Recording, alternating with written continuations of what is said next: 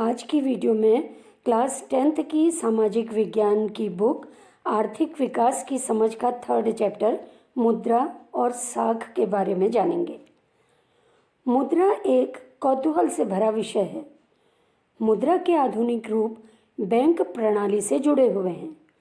भारत की मौजूदा स्थिति में बैंकिंग प्रणाली के कंप्यूटरीकरण से मुद्रा के नए रूपों का विस्तार हो रहा है। मुद्रा स्टॉक जनता के पास करेंसी तथा बैंकों में इनकी जमाओं से मिलकर बनता है। यह वह मुद्रा है जिसका लोग अपनी इच्छा के अनुसार प्रयोग करते हैं और सरकार का काम यह सुनिश्चित करना होता है कि मुद्रा प्रणाली सरलतापूर्वक काम कर सके। भारत में नवंबर 2016 में 500 और 1000 रुपये के करेंसी नोटों को अमान्य घोषित कर दिया गया था तथा लोगों से यह कहा गया था कि वो इन नोटों को एक निश्चित अवधि तक बैंक में जमा कर दें और बदले में 500 1000 रुपये के नए नोट प्राप्त कर लें। इसे विमुद्रीकरण कहते हैं या डीमोनेटाइजेशन कहते हैं। तभी से लोगों को लेन देन के लिए नकदी के स्थान पर बैंक जमाओं को प्रयोग करने के लिए प्रोत्साहित किया गया। इसलिए बैंक से बैंक हस्तांतरण, internet, mobile phone, cheque, ATM card, दुकानों पर POS point to sale machine द्वारा नकदी रहित लेन देन विधियां उपयोग में लाई जाने लगी। अब साख क्या है देखिए। अर्थशास्त्र में साख का मतलब ऋण लौटाने या भुगतान करने की क्षमता में विश्वास से होता है। यदि हम कहें कि दिनेश की साख बाजार में अधिक है तो इसका मतलब कि उसकी ऋण लौटाने की शक्ति में लोगों को अधिक विश्वास है। इसी विश्वास के आधार पर उसे आसानी से ऋण उपलब्ध हो जाता है। साख आर्थिक जीवन का एक महत्वपूर्ण तत्व है। हम अपने आसपास की दुनिया में हजारों तरह की साख व्यवस्थाएं देखते हैं। साख से जुड़ा एक अन्य महत्वपूर्ण मुद्दा है कि वह सभी के लिए उपलब्ध हो, खासतौर से गरीबों के लिए और यथोचित शर्तों पर। हमें इस बात पर जोर देना होगा कि यह लोगों का अधिकार है और इसके बिना इस वर्ग का बड़ा हिस्सा विकास प्रक्रिया से बाहर रह जाएगा। अगर देश में कुछ व्यक्ति विकास प्रक्रिया से बाहर रहेंगे तो देश को नुकसान होगा। देखिए, मुद्रा का इस्तेमाल हमारे जीवन का रोज का एक बड़ा हिस्सा है। बहुत से लेन देन क्या होते हैं, मुद्रा के जरिए ही होते हैं। हम वस्तुएं खरीदते हैं, दुकान वाला बेचता है, वो मुद्रा के जरिए।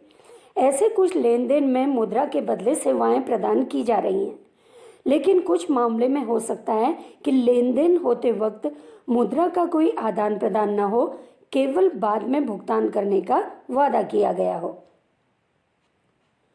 देखिए, अगर किसी व्यक्ति के पास मुद्रा है तो वो कभी भी किसी भी वस्तु की कितनी ही मात्रा को आसानी से खरीद सकता है, क्योंकि मुद्रा विनिमय का माध्यम है। हम अपनी ज़रूरत की चीज़ें मुद्रा के द्वारा खरीद सकते हैं। वस्तु विनिमय में ऐसा नहीं होता था। वस्तु विनिमय में क्या होता था, एक व्यक्ति अपने पास जो अधिक वस्तु है उसको दूसरे व्यक्ति को देकर अपनी आवश्यक चीज़ लेना चाहता था। देखिए चित्र में, इस व्यक्ति के पास जूते हैं, वो गेहूं खरीदना चाह रहा, लेकिन उसके पास मुद्रा नहीं है। वो जूते के बदले ये गेहूं लेना चाह रहा, लेकिन गेहूं वाले के पास इसको गेहूं तो है लेकिन उसे जूते नहीं चाहिए, उसको कपड़े चाहिए। और यहाँ पे देखिए, एक बर्तन बनाने वाला है, इसको जूते चाहिए लेकिन उसके पास गेहूं नहीं है। तो वस्तु विनिमय में ये कठिनाई आती है, यानी दोहरे सहयोग का यहाँ पर होना जरूरी होता है। देखिए, सोच कर देखिए कि अगर जूता निर्माता यदि बिना मुद्रा का इस्तेमाल किए जूते का सीधे गेहूं से विनिमय करता तो उसे कितनी कठिनाई होती। उसे गेहूं उगाने वाले ऐसे किसान को खोजना पड़ता जो न केवल गेहूं को बेचना चाहता हो बल्कि साथ में जूते भी खरीदना चाहता हो। अर्थात दोनों पक्ष एक दूसरे से चीजें खरीदने और बेचने पर सहमति रखते हो। इसे आवश्यकता का दोहरा सहयोग कहा जाता है। अब देखिए, मुद्रा या करेंसी क्या है? मुद्रा या करेंसी पैसे या धन के उस रूप को कहते हैं जिससे दैनिक जीवन में क्रय और विक्रय होती हैं। इसमें सिक्के और कागज के नोट दोनों आते हैं।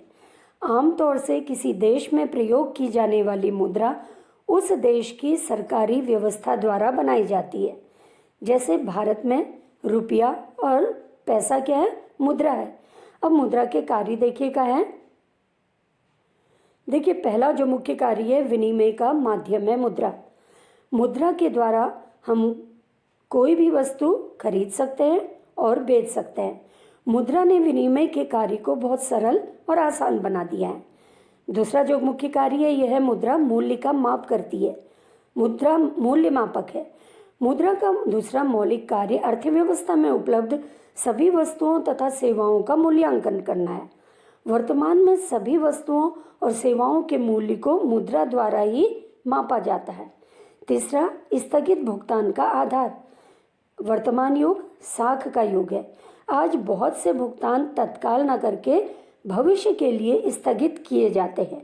तो ये सब किसके द्वारा है? संभव मुद्रा के द्वारा।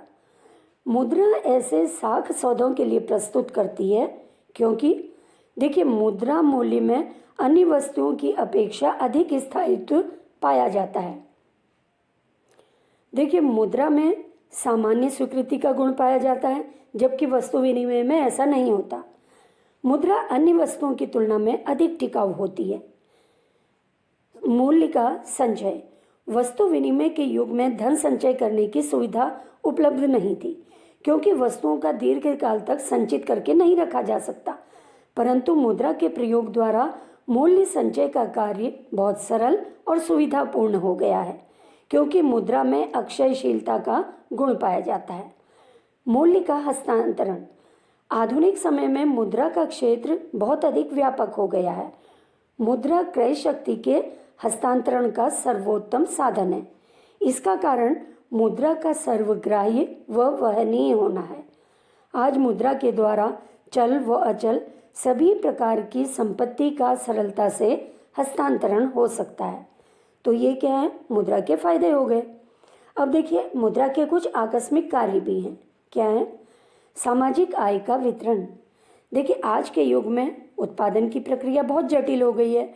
बड़े पैमाने पर उत्पादन होने लगा है, जहाँ पे श्रमिक लगे हैं, पूंजीपति है, वहाँ पे मशीनें लगी हुई हैं, पूंजी है, धन है, श्रमिक वहाँ पे लगे हुए हैं। तो इन सबको उनके कार्य के बदले उचित पुरस्कार मुद्रा के रूप में ही दिया जाता है। मुद्रा साख का आधार है। वर्तमान युग साख का युग है। साख का मुख्य आधार मुद्रा है। व्यापारिक बैंक साख का निर्माण नकद कोष के आधार पर ही करते हैं। अधिकतम संतुष्टि का आधार है मुद्रा। सभी उपभोक्ता अधिकतम संतुष्टि चाहते हैं, जो मुद्रा के द्वारा ही संभव है। मुद्रा द्वारा पूंजी को सामान्य रूप दिया जा सकता है। मुद्रा सभी प्रकार की संपत्ति, धन, आय व पूंजी को सामान्य रूप प्रदान करती है, जिससे पूंजी की सरलता, गतिशीलता और उत्पादकता में वृद्धि हुई है। या हम कह सकते हैं, ये प्रत्येक प्रकार की संपत्ति को मुद्रा के रूप में व्यक्त किया जा सकता है। अब देखिए, मुद्रा विनिमय का माध्यम है। इसका क्या मतलब है? मुद्रा दोहरे सहयोग की जरूरत को खत्म कर देती है। जैसे अभी हमने उदाहरण देखा। अब जैसे जो मुद्रा अगर होगी तो क्या होगा? जूता निर्माता के लिए जरूरी नहीं होगा कि वो ऐसे किसान को ढूंढे जो न केवल उसके जूते खरीदे, बल्कि उसके साथ साथ गेहूं भी बेचे। उसे केवल अपने जूते के लिए खरीदार ढूंढना है। एक बार उसने जूते मुद्रा में बदल लिए तो वो बाजार में गेहूं या अन्य कोई भी वस्तु जो उसे ज़रूरत है खरीद सकता है, क्योंकि मुद्रा विनिमय प्रक्रिया में मध्यस्थता का काम करती है। इसे विनिमय का माध्यम कहा जाता है। मुद्रा के आधुनिक रूप। मुद्रा ऐसी चीज है जो लेन देन में विनिमय का माध्यम बन सकती है। सिक्कों के चलन से पहले तरह तरह की चीजें मुद्रा के रूप में प्रयोग में लाई जाती थी। उदाहरण के लिए, बहुत पहले क्या होता था? अनाज और पशु का इस्तेमाल मुद्रा के रूप में किया जाता था। यानी कोई किसी के पास अनाज ज़्यादा है तो दूसरे को वो अनाज देकर अपनी आवश्यक चीज़ें ले लेता था। इसके बाद सोना, चांदी और तांबे जैसी धातुओं के सिक्के का चलन हुआ। लेकिन आज के युग में क्या है? करेंसी है, या हम कह सकते हैं नोट, या जो कागज के नोट हैं, सिक्के जो हैं, ये मुद्रा का आधुनिक रूप है। आधुनिक मुद्रा बहुमूल्य धातुओं जैसे सोना, चांदी, तांबे के सिक्कों से नहीं बनी है। अनाज और पशुओं की तरह वो रोजमर्रा की चीजें भी नहीं है। आधुनिक मुद्रा का इस प्रकार का अपना कोई भी इस्तेमाल नहीं है। फिर इसे विनिमय का माध्यम क्यों स्वीकार किया जाता है? इसे विनिमय का माध्यम इसलिए स्वीकार किया जाता है क्योंकि किसी देश की सरकार इसे प्राधिकृत करती है। भारत में भारतीय रिजर्व बैंक केंद्रीय बैंक की तरफ से करेंसी नोट जारी करता है। भारतीय कानून के अनुसार किसी व्यक्ति या संस्था को मुद्रा जारी करने की इजाज़त नहीं है। इसके अलावा कानून विनिमय के माध्यम के रूप में रुपये का इस्तेमाल करने की वैधता प्रदान करता है, जिसे भारत में सौदों में अदायगी के लिए मना नहीं किया जा सकता। भारत में कोई व्यक्ति कानूनी तौर पर रुपयों में अदायगी को अस्वीकार नहीं कर सकता, इसलिए रुपया व्यापक स्तर पर सर्वग्राही है। बैंकों में निक्षेप। लोग मुद्रा बैंकों में निक्षेप के रूप में रखते हैं। किसी समय लोगों की रोजमर्रा की आवश्यकताओं के लिए कुछ ही करेंसी या मुद्रा की ज़रूरत होती है। उदाहरण के लिए, हर महीने के आखिर में वेतन वाले मजदूरों के पास अतिरिक्त नकद होता है। मान लीजिए किसी को 20,000 मिल रहा है, उसमें से उसका 15,000 खर्च हो गया, जो 5,000 बचा वो उसे क्या करता है? बैंक में जमा कर देता है। वे इसे बैंक में अपने नाम से खाता खोलकर जमा करते हैं। बैंक ये जमा स्वीकार करते हैं, इस पर ब्याज देते हैं।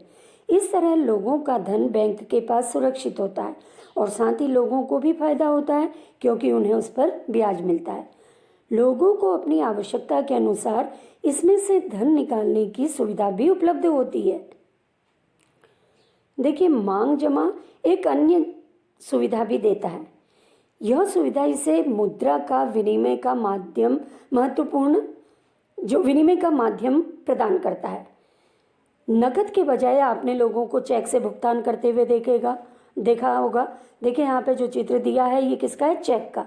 चेक में जो व्यक्ति को चेक देना है उसका नाम सबसे ऊपर लिखा जाता है। फिर शब्दों में और अंकों में कितनी नकद राशि देनी है या चेक के द्वारा भुगतान करना होता है ये दिया जाता है। अकाउंट नंबर लिखा होता है इसमें। साथ ही जो चेक काट रहा है या दूसरे व्यक्ति को जिसने पैसा देना है वो अपने सिग्नेचर करता है। ये क्या होता है? देखिए, तो हम कह सकते हैं चेक ऐसा कागज है जो बैंक को किसी व्यक्ति के खाते से चेक पर लिखे नाम के किसी दूसरे व्यक्ति को एक खास रकम का भुगतान करने का आदेश देता है। आपको चेक में लेफ्ट साइड में 2 तिरछी लाइन खींची हुई दिख रही होंगी। इसका मतलब जिसके लिए चेक काटा है उसी व्यक्ति के अकाउंट में वो पैसा जाएगा। अब देखिए, चेक द्वारा भुगतान कैसे होता है। मान लीजिए कोई जूता निर्माता है, उसको चमड़ा आपूर्तिकर्ता को भुगतान करना है और इसके लिए वह एक विशेष रकम का चेक लिखता है। अर्थात जूता निर्माता अपने बैंक को चमड़ा आपूर्तिकर्ता को यह रकम देने का आदेश देता है। चमड़ा आपूर्तिकर्ता यह चेक ले जाकर अपने बैंक खाते में जमा कर देता है। धन एक बैंक खाते से दूसरे बैंक खाते में कुछ ही दिनों में चला जाता है। इस तरह हम देखते हैं कि मांग जमा में मुद्रा के अनिवार्य लक्षण मिलते हैं। मांग जमा के बदले चेक लिखने की सुविधा से बिना नकद का इस्तेमाल किए सीधा भुगतान करना संभव हो जाता है। चूंकि मांग जमाओं को करेंसी के साथ साथ व्यापक स्तर पर भुगतान का माध्यम स्वीकार किया जाता है, इसलिए मांग जमा को आधुनिक अर्थव्यवस्था में मुद्रा ही समझा जाता है। जैसे आपने देखा, चेक के द्वारा हम किसी भी व्यक्ति को पैसे का भुगतान कर सकते हैं। अब बैंकों की ऋण संबंधी गतिविधियां। देखिए, बैंक जनता से जो धन जमा स्वीकार करते हैं उसका क्या करते होंगे? बैंक जमा रकम का एक छोटा सा हिस्सा अपने पास नकद के रूप में रखते हैं। जैसे भारत में बैंक जमा का केवल 15% हिस्सा नकद के रूप में अपने पास रखते हैं। इसे किसी एक दिन में जमाकर्ताओं के द्वारा धन निकालने की संभावनाओं को देखते हुए ये प्रावधान किया जाता है। चूंकि किसी एक विशेष दिन में केवल कुछ जमाकर्ता ही नकद निकालने के लिए आते हैं, इसलिए बैंक का काम इतने नकद से आराम से चल जाता है। बैंक क्या करता है, जमा राशि के एक बड़े भाग को ऋण देने के लिए इस्तेमाल करते हैं। लोग आर्थिक गतिविधियों के लिए ऋण की मांग करते हैं। बैंक जमा राशि का लोगों की ऋण आवश्यकताओं को पूरा करने के लिए इस्तेमाल करता है। इस तरह बैंक जिनके पास अतिरिक्त राशि है, जमाकर्ता एवं जिनको राशि की ज़रूरत है, कर्जदार के बीच मध्यस्थता का काम करते हैं। बैंक जमा पर जो ब्याज देते हैं उससे ज़्यादा ब्याज ऋण पर लेते हैं और इस तरह से बैंक की आय जो है ये बढ़ जाती है। साख की दो विभिन्न स्थितियाँ कौन सी हैं देखिए। हमारी रोज़मर्रा की गतिविधियों में ऐसे बहुत से लेन देन होते हैं जहाँ किसी न किसी रूप में ऋण का प्रयोग होता है। ऋण यानी उधार से हमारा मतलब है एक सहमति जहाँ साहूकार कर्जदार को धन या कोई भी वस्तु दे रहा है, उसके बदले वो उनसे ब्याज लेता है। देखिए, हम एक उदाहरण के द्वारा ऋण की भूमिका समझ सकते हैं। अब देखिए, त्योहार का मौसम है, मान लीजिए उस समय जूता निर्माता के पास शहर के एक बड़े व्यापारी से 3000 जोड़ी जूते की मांग आती है, जिसे उसे 1 महीने के अंदर पूरा करना है। उत्पादन के काम को समय से पूरा करने के लिए जूता निर्माता क्या करता है, सिलाई और चिपकाने के काम के लिए अतिरिक्त मजदूर रखता है। उसे कच्चा माल भी खरीदना है।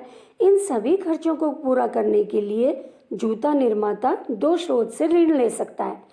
वो क्या करेगा, पहले चमड़ा व्यापारी को चमड़ा अभी से देने का प्रस्ताव रखता है और बाद में भुगतान करने का वायदा करता है। दूसरा, वह इसे बड़े व्यापारी से 1000 जूते के लिए अग्रिम भुगतान के रूप में नकद कर्ज ले लेता है तथा महीना खत्म होने से पहले पूरा ऑर्डर पूरा करने का वायदा करता है। महीने में के आखिर में जूता निर्माता जूते पहुंचाने में कामयाब होता है। उसे अच्छा खासा लाभ होता है और वो उधार लिए गए धन की अदायगी भी कर देता है। लेकिन छोटे किसानों के पास बहुत सी समस्याएं होती हैं। क्या होता है देखिए, एक छोटा किसान जरूरत के अनुसार साहूकार से ऋण लेता है। साहूकार क्या करते हैं, ऋण पर ब्याज की दर अधिक रखते हैं।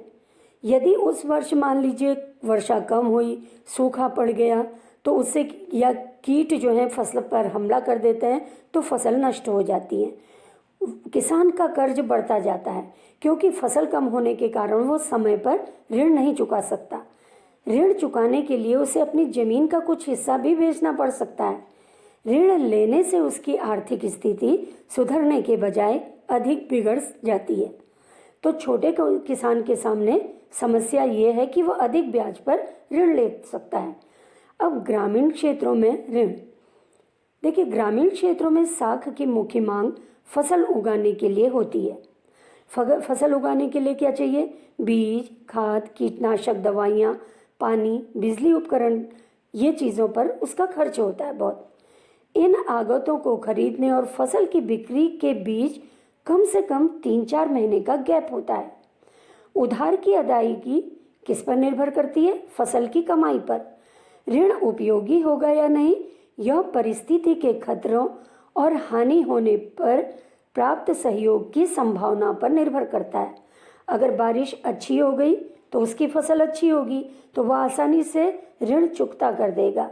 अब मान लीजिए सूखा पड़ गया, बारिश अधिक हो गई तो फसल खराब हो जाएगी, वो ऋण नहीं चुका पाएगा, वो कर्ज जाल में फंस जाएगा। अब कर्ज जाल क्या होता है देखिए, यदि ऋण किसी व्यक्ति की कमाई को बढ़ाने के बजाय उसकी स्थिति और खराब कर देता है या बदतर कर देता है तो इसे कर्ज जाल कहा जाता है। इस मामले में ऋण कर्जदार को ऐसी परिस्थिति में धकेल देता है जहां से बाहर निकालना काफ़ी कष्टदायक होता है। ऋण की शर्तें, अब ऋण जब मिल देता है कोई भी संस्था तो क्या शर्तें रखते हैं। पहला, हर ऋण समझौते में ब्याज दर निश्चित कर दी जाती है, चाहे वो बैंक हो या साहूकार।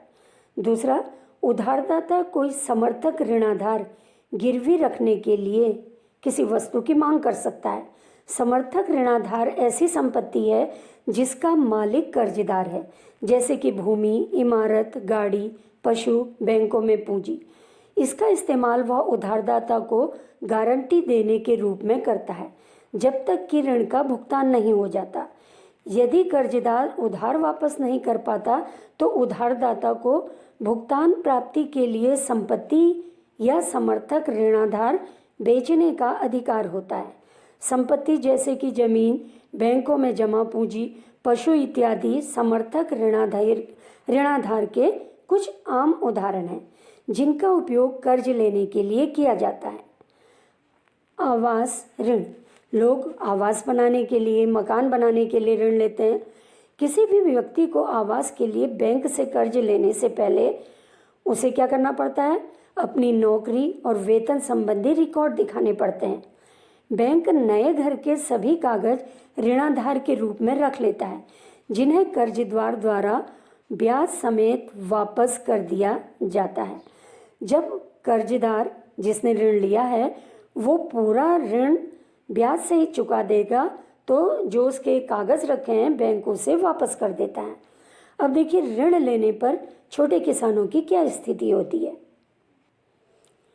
मान लीजिए कोई किसान है, उसके पास 1.5 एकड़ जमीन है और उसको हर मौसम में उधार लेने की ज़रूरत पड़ सकती है। कुछ साल पहले तक वो गांव के महाजन से ऋण लेता था और महाजन उसको 5% ब्याज दर पर, मासिक ब्याज दर पर ऋण देता था, जो उसे कितना पड़ती थी? 60% वार्षिक पड़ता था, जो कि बैंक से बहुत अधिक ब्याज है। जुताई के मौसम की शुरुआत होने पर व्यापारी ऋण पर कृषि संबंधी आगतें मुहैया कराता है, जिसे फसल तैयार हो जाने पर वापस करना होता है। ऋण पर ब्याज के अलावा व्यापारी किसानों से एक वादा लेता है कि वो अपनी फसल उसी को बेचेगा। इस तरह व्यापारी निश्चिंत है कि ऋण की अदायगी समय से हो जाएगी। फसल की कीमतें फसल कटते समय कम होती हैं, ये आपको मालूम ही होगा, इसलिए वो किसानों से कम कीमत पर फसल खरीद लेता है और जब कीमत बढ़ जाती है तो बाद में वो फसल को बेचकर बहुत अधिक मुनाफा कमाता है।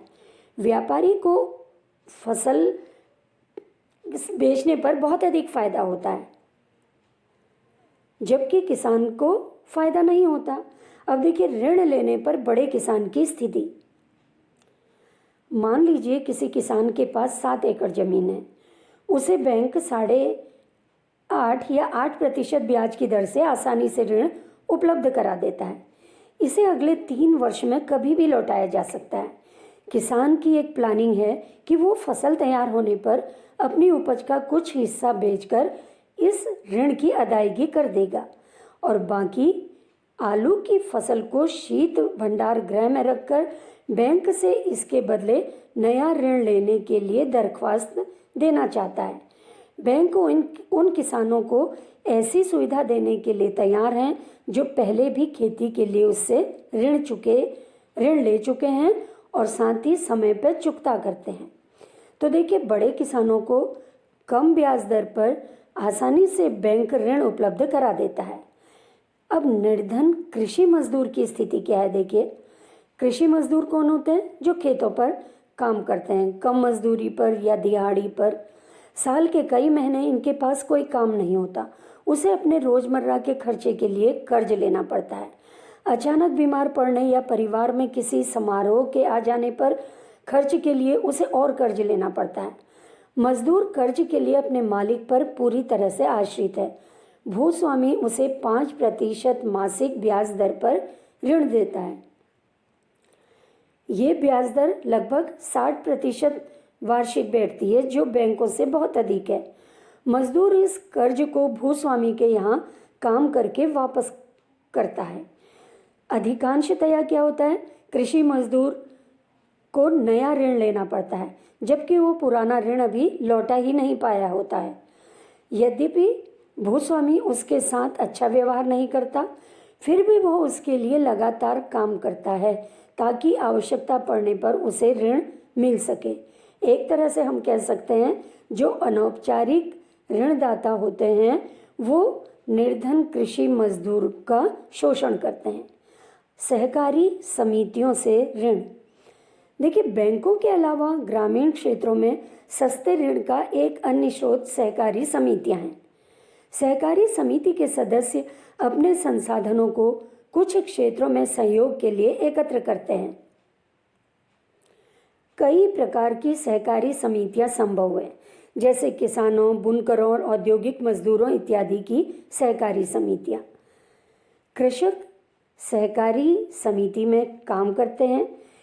देखिए, सोनपुर गांव के निकट एक सहकारी समिति में कुछ किसान काम करते हैं, जिसमें 2300 किसान सदस्य हैं। ये अपने सदस्यों से जमा प्राप्त करते हैं। इस जमा पूंजी को ऋणाधार मानते हुए इस सहकारी समिति ने बैंक से बड़ा ऋण प्राप्त किया है या बैंक से ऋण प्राप्त कर सकता है। इस पूंजी का इस्तेमाल सदस्यों को कर्ज देने के लिए किया जाता है। कृषक सहकारी समिति कृषि उपकरण खरीदने, बीजों के लिए किसानों को ऋण देती है।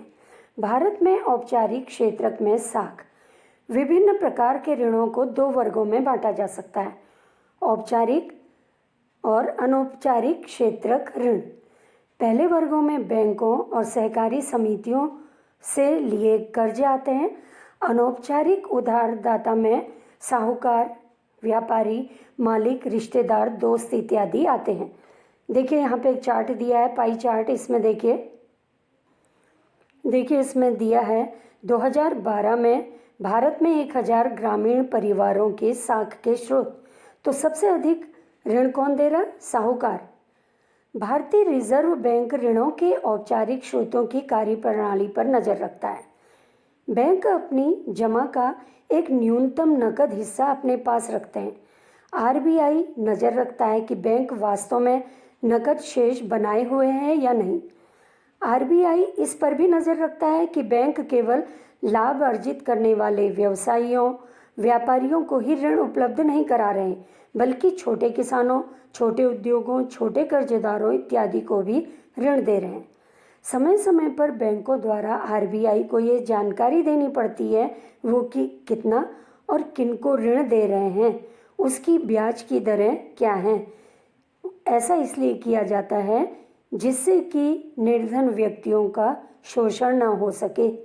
इसलिए आरबीआई औपचारिक स्रोतों की कार्यप्रणाली पर नजर रखता है, जिससे किसी के साथ भेदभाव न हो, अन्याय न हो। अनौपचारिक क्षेत्र में ऋणदाताओं की गतिविधियों की देखरेख वाली कोई भी संस्था नहीं है। वे ऐच्छिक दरों पर ऋण दे सकते हैं। उन्हें नाजायज तरीके से अपने पैसे वापस लेने से कोई रोकने वाला नहीं है। जैसे साहूकार, महाजन, ये निर्धनों का शोषण करते हैं। औपचारिक ऋणदाताओं की तुलना में अनौपचारिक क्षेत्र के ज़्यादातर ऋणदाता कहीं अधिक ब्याज वसूलते हैं, इसलिए अनौपचारिक ऋण कर्जदाता को अधिक महंगा पड़ता है। कुछ मामलों में ऋण की ऊंची ब्याज दरों के कारण कर्ज वापस करने की रकम कर्जदार की आय से भी अधिक हो जाती है। ऐसा भी संभव है कि जो लोग कर्ज लेकर अपना उद्यम शुरू करना चाहते हैं वो ऋण की अधिक लागत देखकर या अधिक ब्याज देकर ऋण लेने से बच जाते हैं, या हम कह सकते हैं उद्यम खोलने से वो पीछे हट जाते हैं। तो अनौपचारिक क्षेत्र शोषण न कर पाए, इसके लिए कुछ व्यवस्था होनी चाहिए। इन सभी कारणों को देखते हुए बैंकों और सहकारी समितियों को ज़्यादा कर्ज देना चाहिए। इसके जरिए लोगों की आय बढ़ेगी। बहुत से लोग अपनी विभिन्न ज़रूरतों के लिए सस्ता कर्ज ले सकेंगे। वो फसल उत्पादन कर सकेंगे, छोटे कारोबार कर सकते हैं, छोटे उद्योग लगा सकते हैं, नया उद्योग लगा सकते हैं और वस्तुओं का व्यापार कर सकते हैं। उससे क्या होगा? देश का विकास होगा अगर हर व्यक्ति को मौका मिलेगा आर्थिक योगदान देने का। तो औपचारिक और अनौपचारिक साख किसे क्या मिलता है? शहरी क्षेत्रों के निर्धन परिवारों की कर्जों की 85% ज़रूरतें अनौपचारिक स्रोतों से पूरी होती हैं। दूसरा, शहरी इलाकों के अमीर परिवार 10% कर्ज अनौपचारिक स्रोतों से जबकि 90% औपचारिक स्रोतों से प्राप्त करते हैं। ग्रामीण क्षेत्रों में भी अमीर परिवार और औपचारिक ऋणदाताओं से सस्ता ऋण लेते हैं, जबकि गरीब परिवारों को कर्ज के लिए बहुत सारा पैसा देना पड़ता है। देखिए यहाँ पे जो पाई चार्ट है इसमें दिखाया है शहरी परिवार और जो वहाँ के निर्धन और समृद्ध परिवार है औपचारिक और अनौपचारिक स्रोत से कितना ऋण प्राप्त करते हैं। देखिए इस सब से पता चलता है कि औपचारिक स्रोत अभी भी ग्रामीण परिवारों की कुल ऋण ज़रूरतों का केवल 50% पूरा कर पाते हैं। बाकी ज़रूरतें अनौपचारिक स्रोतों से पूरी होती हैं। अनौपचारिक ऋणदाताओं से लिए गए उधार पर आमतौर से ब्याज की दर बहुत अधिक होती है। यह उधार ऋणदाताओं की आय बढ़ाने का काम कम ही कर पाता है। इसलिए बैंकों और सहकारी समितियों को अपनी गतिविधियां विशेषकर ग्रामीण क्षेत्रों में बढ़ाने की ज़रूरत है ताकि कर्जदारों की अनौपचारिक स्रोत पर निर्भरता कम हो। यदि एक तरफ औपचारिक स्रोत के ऋणों का विस्तार होना चाहिए तो दूसरी ओर ये भी जरूरी है कि यह ऋण सभी लोगों को प्राप्त होना चाहिए। जबकि वर्तमान समय में क्या है, अमीर परिवार ही औपचारिक स्रोत जैसे बैंकों से ऋण प्राप्त कर पाते हैं, जबकि गरीब परिवार अनौपचारिक स्रोत जैसे साहूकारों पर निर्भर रहते हैं। अब निर्धनों की आर्थिक स्थिति। निर्धन परिवार ऋण के लिए अब भी अनौपचारिक स्रोतों पर निर्भर है। भारत के सभी ग्रामीण क्षेत्रों में बैंक नहीं हैं। जहां कहीं मौजूद भी हैं, बैंक से कर्ज लेना अनौपचारिक स्रोत से कर्ज लेने की तुलना में बहुत अधिक मुश्किल है। बैंक से कर्ज लेने के लिए ऋणाधार और विशेष कागजातों की ज़रूरत होती है। ऋणाधार की अनुपलब्धता एक मुख्य कारण है जिससे गरीब बैंकों से ऋण नहीं ले पाते। दूसरी ओर अनौपचारिक ऋणदाता जैसे साहूकार इन कर्जदारों को व्यक्तिगत स्तर पर जानते हैं और इस कारण अक्सर बिना ऋणाधार के ही इनको ऋण देने के लिए तैयार हो जाते हैं। कर्जदार जरूरत पड़ने पर पुराना ऋण चुकाए बिना भी इन्हें आसानी से ऋण दे देता है। निर्धनों के लिए स्वयं सहायता समूह। देखिए हाल के कुछ वर्षों में लोगों ने गरीबों को उधार देने के कुछ नए तरीके अपनाने की कोशिश की है। इनमें से एक तरीका क्या है, ग्रामीण क्षेत्रों के गरीबों विशेषकर महिलाओं को छोटे छोटे स्वयं सहायता समूहों में संगठित करने और उनकी बचत पूंजी को एकत्रित करने पर आधारित है। एक विशेष स्वयं सहायता समूह में एक दूसरे के पड़ोस के 15 से 20 सदस्य होते हैं जो नियमित रूप से मिलते हैं, बचत करते हैं। प्रति व्यक्ति बचत 25 रुपये से लेकर 100 रुपये से अधिक हो सकती है। ये परिवारों की बचत करने की क्षमता पर निर्भर करता है। जो इस समिति के सदस्य होते हैं इस समूह के, वो अपनी ज़रूरतों को पूरा करने के लिए छोटे कर्ज इनसे प्राप्त कर सकते हैं। समूह इन कर्जों पर ब्याज भी लेता है, लेकिन यह साहूकार द्वारा लिए गए ब्याज से बहुत कम होता है। 1 या 2 वर्षों के बाद अगर समूह नियमित रूप से बचत करता है तो समूह बैंक से ऋण लेने के योग्य हो जाता है। ऋण समूह के नाम पर दिया जाता है। इसका मुख्य उद्देश्य क्या है, सदस्यों की आर्थिक स्थिति को सुधारना। अब देखिए बांग्लादेश का ग्रामीण बैंक यहाँ पे क्यों दिया हुआ है, इसके बारे में आप इसे जानकर समझ लेंगे। देखिए बांग्लादेश एक निर्धन देश है। यहाँ पर ग्रामीण बैंक का उचित ब्याज दरों पर गरीबों को ऋण जरूरतें पूरा करने का बड़ा सफल इतिहास रहा है। इसकी शुरुआत 1970 में एक छोटे पैमाने से हुई। 2018 में ग्रामीण बैंक के अब यहाँ पर कितने सदस्य थे? 9 लाख सदस्य, जो बांग्लादेश के 81,600 गाँवों में फैले हुए हैं। इससे ऋण लेने वाली ज़्यादातर महिलाएं हैं, जिनका संबंध समाज के गरीब तबके से है। इन कर्जदारों ने दिखा दिया है कि न केवल गरीब महिलाएं भरोसेमंद कर्जदार हैं, बल्कि वे विभिन्न तरह की छोटी आय वाली गतिविधियों को सफलतापूर्वक शुरू करने और चला सकने में सक्षम हैं।